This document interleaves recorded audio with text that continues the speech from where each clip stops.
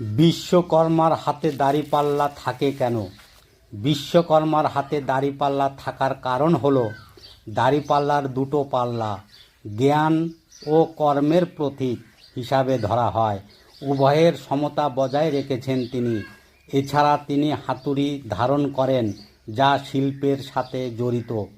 তিনি যে শিল্পের দেবতা, এই হাতুড়ি তারই প্রতীক। অশ্বত্থ গাছ কেন পূজিত?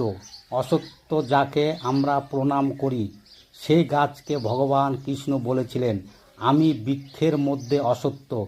এই গাছ দিয়ে অক্সিজেন দেয়, আবার রাতেও নিঃশ্বাস দেয়।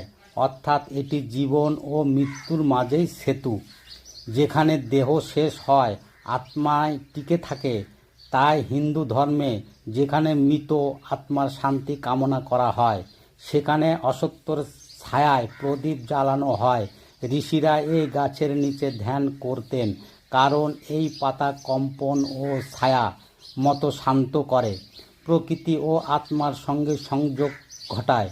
একে বলা হয় বোধি বৃক্ষ, যার নিচে বসেই বুদ্ধ পেয়েছিলেন জ্ঞান। অশ্বত্থ গাছ কেবল একটি গাছ নয়, এটি এক চেতনা।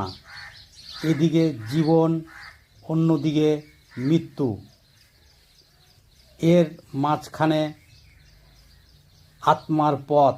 তাই এই গাছকে